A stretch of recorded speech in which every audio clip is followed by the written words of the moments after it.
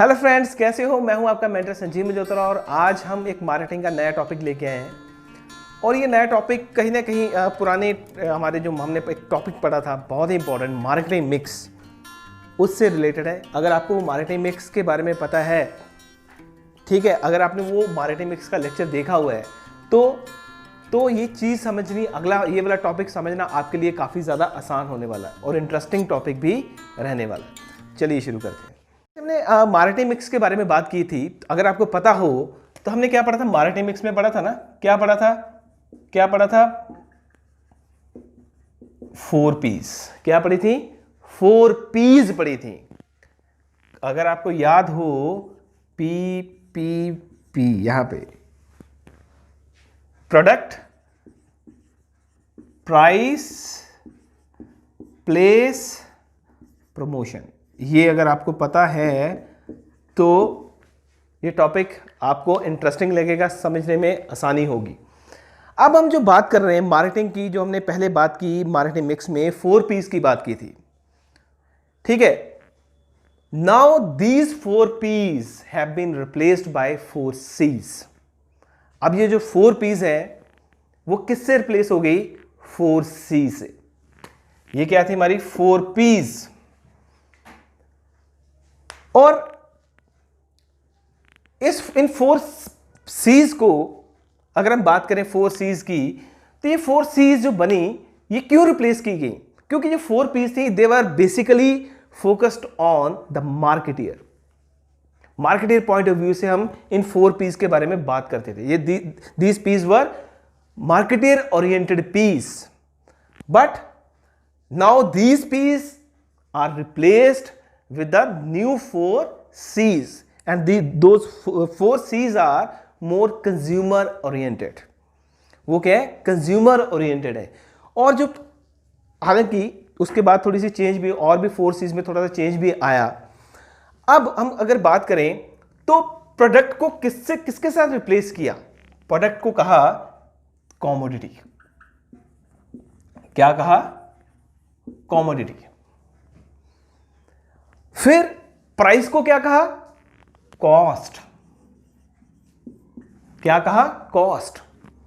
Place को, अगर हम प्लेस की बात करें, मतलब हम प्लेस क्या होती थी? चैनल्स ऑफ डिस्ट्रीब्यूशन, किस तरीके से हम उसे डिस्ट्रीब्यूट करते हैं, यही थी ना। अब इसको हमने किस तरीके से रिप्लेस किया? कन्वीनियंस।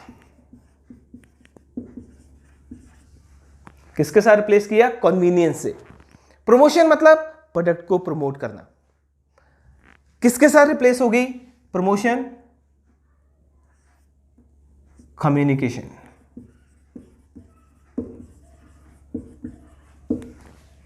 ठीक है। अब 4Ps किसने दी? शिम्जो ने दी। शिमिजो। और 1990 में लॉटरबॉर्न ने 1990 में लॉटरबॉर्न ने इन 4Cs को फिर रिप्लेस कर दिया। सिर्फ एक ही चेंज हुई, उसमें क्या आई? Customer needs. बाकी सेम रहा, कॉस्ट, कन्वीनियंस और कम्युनिकेशन।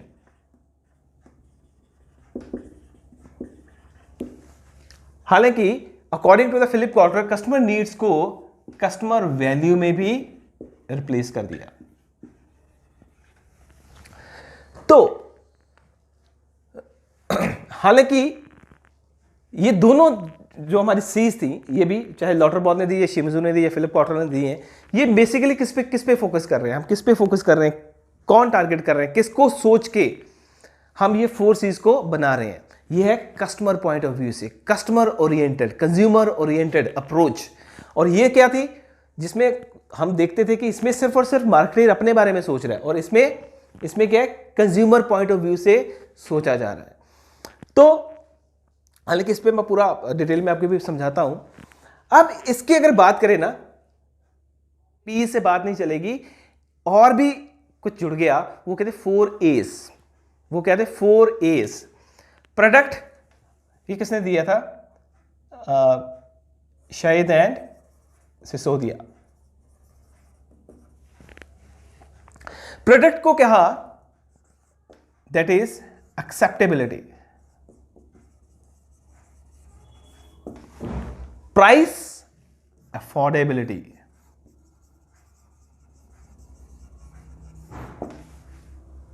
प्लेस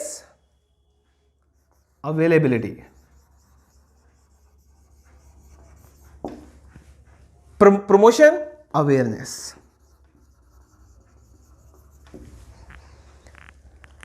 इन चारों को, तीनों को यूज करेंगे हम। ना हमारी 4P से बात बनने वाली है, ना 4C से, ना 4A से अकेले।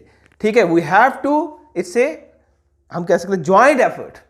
ठीक है, we have to use any market, they have to use these 4Ps, 4As, 4Cs to get the desired outcome। तभी हमारी डिजायर्ड आउटकम आएगी। जो आज का एरा चल रहा है उसमें एक 4Ps, 4Cs या 4A से बात बनने वाली है, तीनों को कंबाइन करना पड़ेगा। चलिए अब हम बात करते हैं, जैसे हमने बात की कि प्रोडक्ट को, जब हम बात करते थे मैरिटाइमिक्स में, प्रोडक्ट के बारे में बात करते थे, प्रोडक्ट में फीचर्स डालना, किस तरीके का प्रोडक्ट होगा। अब वो प्रोडक्ट को किसके साथ रिप्लेस किया गया? कमोडिटी। किसके साथ रिप्लेस किया गया? कमोडिटी। कमोडिटी मतलब जो हम वो चीज, ऐसे कोई प्रोडक्ट नहीं। कमोडिटी मतलब जो कंज्यूमर की नीड्स को सेटिस्फाई करे, ऐसे कोई प्रोडक्ट नहीं लेगा। वो प्रोडक्ट जो कस्टमर की नीड्स को सेटिस्फाई करे।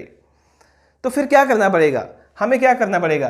कस्टमर की नीड्स और वांट्स के मुताबिक प्रोडक्ट को बनाना पड़ेगा। अब यहां पे प्रोडक्ट की अगर बात करें तो ये किस पे फोकस है? मार्केटर अपने मुताबिक प्रोडक्ट को बना रहा है, पर नहीं, हमें कस्टमर के अकॉर्डिंगली प्रोडक्ट को बनाना पड़ेगा। वो प्रोडक्ट नहीं है, अगर कस्टमर की नीड के मुताबिक होता दैट इज अ कमोडिटी। अब वो कमोडिटी जो बनेगी वो कैसे बनेगी? According to the customer needs, customer value. आपको जो प्रोडक्ट ले रहा है कस्टमर, उसको, कस्टमर को वो प्रोडक्ट उसकी नीड्स के मुताबिक मिलना चाहिए, जो उसकी स्पेसिफिक नीड्स को सेटिस्फाई कर सके। हर कोई प्रोडक्ट सेटिस्फाई नहीं करेगा। ठीक है, कस्टमर तभी पसंद करेगा अगर जो जिसके लिए उसने प्रोडक्ट खरीदा है वो उस चीज को सेटिस्फाई कर रहा है। ठीक है, तो प्रोडक्ट किसके साथ रिप्लेस हो गया? कस्टमर नीड्स, या हम कह सकते हैं कमोडिटी से रिप्लेस कर दिया गया। अब हमें पता है कि नीड्स को जानने के लिए क्या करना पड़ेगा? रिसर्च करनी पड़ेगी। ठीक है, तो मार्केटिंग रिसर्च की जरूरत होती है, मार्केट रिसर्च की जरूरत होती है, जिसमें हम क्या करें? कस्टमर्स की नीड्स को आइडेंटिफाई करें। कोशिश की जाती है इसमें, क्या हमारी कोशिश रहती है कि we have to unfold the untapped market. जो अनटैप्ड मार्केट है उसको अनफोल्ड करना पड़ेगा, जहां तक अभी तक हम नहीं पहुंचे।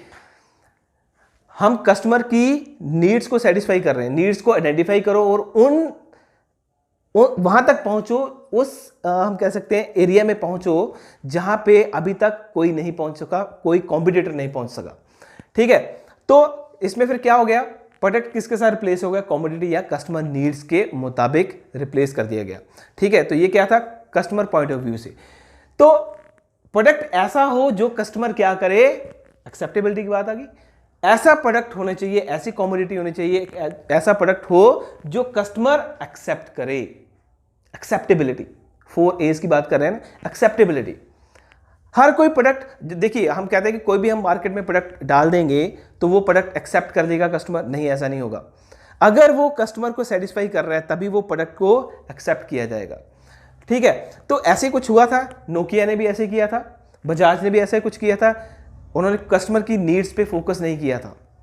जब मैंने पहले भी बता चुका हूं, कस्टमर की नीड्स पे फोकस नहीं किया था। जब वो एंड्रॉयड फोन्स आ चुके थे तो वो अभी भी सिम्बेस पे बात कर रहा था, तो कस्टमर की नीड्स पे फोकस नहीं किया। बजाज ने भी वैसा किया, बजाज ने भी स्कूटर्स पे फोकस किया, गियरलेस स्कूटर्स पे फोकस नहीं किया जब गियरलेस स्कूटर्स का टाइम शुरू हो चुका था।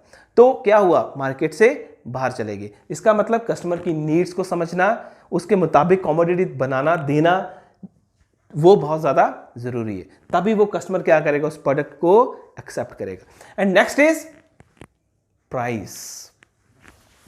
अब प्राइस क्या था? जो हम प्राइस सेट करते हैं कस्टमर, मार्केटर की तरफ से हमने कहा था प्राइस, किस तरीके की प्राइसिंग स्ट्रेटजी यूज की जाएगी।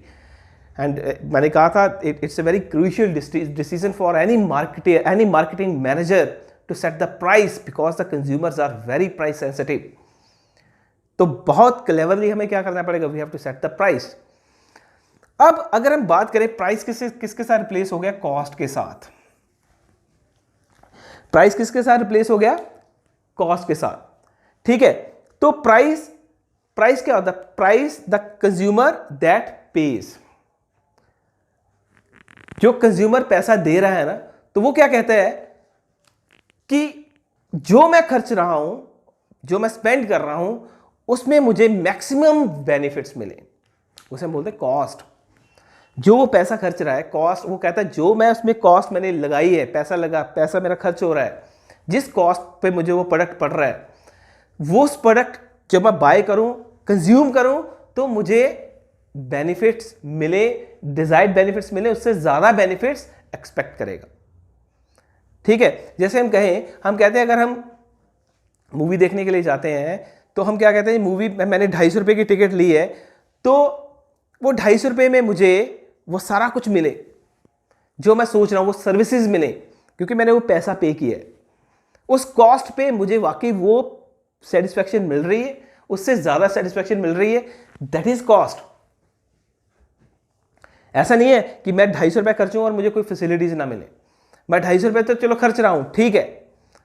मैं रेस्टोरेंट में, अगर मैं एक आम बस में आता हूं, एक मैं फुली एसी बस में आ रहा हूं, वॉल्वो टाइप, ठीक है। अगर मैं वॉल्वो टाइप में वो आ रहा हूं, उस बस में आ रहा हूं, तो क्या जो जितनी मैंने टिकट खर्ची है, या मैं ट्रेन में एसी में फर्स्ट क्लास में आ रहा हूं, फर्स्ट क्लास एसी की बुकिंग करवा के आ रहा हूं, क्या वो जितना मैंने पैसा किया है, खर्च किया है, क्या उसका बेनिफिट मुझे मिल रहा है, दैट इज कॉस्ट। इस पे फोकस करना पड़ेगा कि हम जो कस्टमर को जिस कॉस्ट पे वो बाय करेगा, प्रोडक्ट को बाय करेगा, जो उसको कॉस्ट पड़ रही है, क्या हम वो बेनिफिट्स कस्टमर्स को देने में कामयाब हुए हैं या नहीं हुए। So the price is replaced with the cost. मतलब अफोर्डेबिलिटी, अगर एक ही बात करें, अफोर्डेबिलिटी, ऐसी कॉस्ट हो कि जो कस्टमर्स के लिए अफोर्डेबल भी हो। ये भी ध्यान में रखते हैं कि हर कस्टमर्स एक तरीके का नहीं है, तो हम ऐसा प्रोडक्ट होना चाहिए जो कि ऐसा होना चाहिए, अफोर्डेबल भी हो, उसकी रेंज में भी आना चाहिए। प्लेस का मतलब क्या था, चैनल्स ऑफ डिस्ट्रीब्यूशन, कि कैसे हम अपने प्रोडक्ट को कस्टमर तक पहुंचाएंगे। We have to distribute the product from one point to another one, और from the marketer to the customers. अपने कस्टमर तक वो प्रोडक्ट कैसे जाएगा, चाहे उसमें फिजिकल चैनल्स डिस्ट्रीब्यूशन हो या कैसे भी हो। तो वो प्लेस किसके साथ रिप्लेस होगी, विद द कन्वीनियंस। मतलब कन्वीनियंस की बात आ गई कि कस्टमर के लिए कन्वीनियंट होना चाहिए प्रोडक्ट को बाय करना, कन्वीनियंस। अब ये नहीं, अगर मान लो, तभी तो ये ऑनलाइन शॉपिंग की अगर हम बात करें, चाहे अमेजोन हो, चाहे फ्लिपकार्ट हो, कुछ भी हो, कुछ ऐसे प्रोडक्ट्स हैं जो आपके एरियाज में नहीं होते, तो फिर हम क्या करते हैं, वो प्रोडक्ट्स, चाहे वो, जैसे मैं सपोज मैं कहता हूँ मेरे एरिया के पास कोई जैसे निकॉन का शोरूम नहीं है ना, कोई मैं लेना चाहता हूँ, आउटलेट नहीं है, ठीक है, मेरे आसपास निकॉन का आउटलेट नहीं है, और मैं चाहता हूँ कि मैं कोई DSLR लेना, पर DSLR कैसे लूँगा। फिर कंपनी ने कहा कि नहीं, मेरे लिए तो मैं हर कस्टमर को टारगेट करना चाहता हूँ, तो फिर उन्होंने क्या कहा, फिर हम कैसे बाय कर सकते हैं, थ्रू ऑनलाइन शॉपिंग। हम अमेजन या फ्लिपकार्ट से भी उस प्रोडक्ट को बाय कर सकते हैं। अब कस्टमर के लिए वो क्या हो गया, कन्वीनियंट। अब निकॉन की ऑफलाइन या कैनन की ऑफलाइन आउटलेट्स नहीं है, आप ऑनलाइन शॉपिंग भी कर सकते हो, और घर बैठे बैठे आप शॉपिंग कर सकते हो, ठीक है। तो फिर प्लेस किसका रिप्लेस होगी, दैट इज द कन्वीनियंस, ठीक है। अब आप लाइन में जाके टिकट नहीं ले रहे, आप घर बैठे भी ऑनलाइन बुकिंग करवा सकते हो। तो ये क्या किया कंपनी ने, क्या किया, मार्केटर्स क्या कर सकते हैं, कन्वीनियंस पे फोकस कर रहे हैं, कस्टमर पॉइंट ऑफ व्यू की बात कर रहा हूं, ठीक है। दैट इज अवेलेबिलिटी, अगर एक ही बात करूं, that is the availability, that product is available for the consumer, easily available for the consumer, ठीक है। उस प्रोडक्ट को अवेलेबल करवाना, make that product available for the customer, और जल्दी से उस प्रोडक्ट को अपने कस्टमर के लिए वो हम कह सकते हैं हाजिर करवा देना वो प्रोडक्ट जब वो चाहे, कन्वीनियंट, अवेलेबिलिटी, ये सारी चीजें किसके पॉइंट ऑफ व्यू से बात कर रहा हूं, कस्टमर के, और ये किसके था, मार्केटियर के। तो प्लेस किसका रिप्लेस हो गया, विद द कन्वीनियंस। फिर उसके बाद हमारे पास क्या आ गया, that is the promotion. Promotion क्या था, one way process, one way, promotion क्या होती है? हम प्रोडक्ट मार्केटर क्या कर रहे हैं? The marketer is promoting the product by advertising, by publicity, by selling, by sales promotion. ठीक है, अपने प्रोडक्ट को क्या कर रहा है? वो प्रमोट कर रहा है। और ये क्या था? That is a one way communication. और ये वन वे कम्युनिकेशन है, एक तरफ हम कर रहे हैं, सिर्फ मार्केटिंग कर रहे हैं, कस्टमर की तरफ से कुछ नहीं आ रहा, तो ये प्रमोशन किससे सर प्लेस होगी? That is with the communication. ये कम्युनिकेशन से क्या हुआ? कम्युनिकेशन क्या था? That is a two way process. अब हम क्या कर रहे हैं? कस्टमर को तो बता रहे हैं, पर कस्टमर की फीडबैक भी ले रहे हैं। फीडबैक क्यों? कि हम अपने आप को रेक्टिफाई कर सकें, अपने प्रोडक्ट को, टू इंप्रूव आवर प्रोडक्ट्स। ठीक है, हमारे प्रोडक्ट में कमी क्या थी? हमें कैसे पता चलेगा हमें प्रोडक्ट में कमी है? जब हमें फीडबैक मिलेगा। फीडबैक कहां से मिलेगा? कस्टमर से। इसका मतलब कोई ऐसा चैनल होना चाहिए जिससे कि हमें कस्टमर से उस प्रोडक्ट के बारे में, जो वो कंज्यूम कर रहा है, उसके बारे में पॉजिटिव और नेगेटिव, जो हम कह सकते हैं, कमेंट्स मिलने शुरू हो जाए। अगर नेगेटिव होंगे, अगर अच्छी ब्रांड होगा, अच्छी कंपनी होगी, तो वो क्या करेगी? अपने प्रोडक्ट में इंप्रूवमेंट करेगी। तो प्रमोशन कैसे, टू वे कैसे होगा? कस्टमर की तरफ आ गया, पर उसको इंफॉर्मेशन भी तो मिल रही है। कस्टमर को जब नया प्रोडक्ट आता है, उसको क्या मिल रही है? इंफॉर्मेशन प्रोवाइड की जा रही है। ठीक है, तो ये क्या हो गया? Two way process. अब इसमें क्या था? वन वे प्रोसेस था। तो प्रमोशन, अगर एक ही बात करें तो अवेयरनेस। प्रमोशन का मतलब क्या है? That is to create awareness among the consumers about the product, कि हम अपने प्रोडक्ट के बारे में अवेयरनेस क्रिएट कर रहे हैं। तो ये क्या थी हमारी 4 A's। ठीक है, तो हुआ क्या? प्रमोशन को किसके साथ रिप्लेस कर दिया? कम्युनिकेशन के साथ।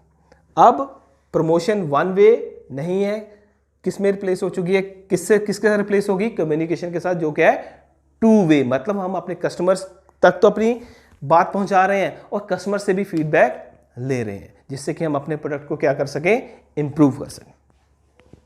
आपको ये टॉपिक अच्छे से क्लियर हो चुका होगा, और इसमें हमने 4 C's और 4 A's भी कवर किए हैं, क्योंकि ये टॉपिक तभी समझ आएगा जब आपने ये 4 P's पढ़ी होगी, इनको समझा होगा। इसका मैं लिंक आपको डिस्क्रिप्शन में दे दूंगा, आप वहां से आप देख लेना। ठीक है, तो ये था हमारा आज 4 C's पे फोकस, 4 C's पे 4 A's पे लेक्चर। होप कि आपको अच्छे से क्लियर हो चुका होगा, समझ आ चुका होगा। तो उससे जाने से पहले चैनल को, आपका गुरुकुल चैनल को लाइक करिए, शेयर करिए, सब्सक्राइब करिए। हम अगली वीडियो में दोबारा मिलेंगे। पर एक चीज़ आपको मैं ये याद करवाना चाहता हूँ कि हमारा एक दूसरा चैनल शुरू हो चुका है, जिसका नाम है जूनियर आपका गुरुकुल। क्या नाम है? जूनियर आपका गुरुकुल।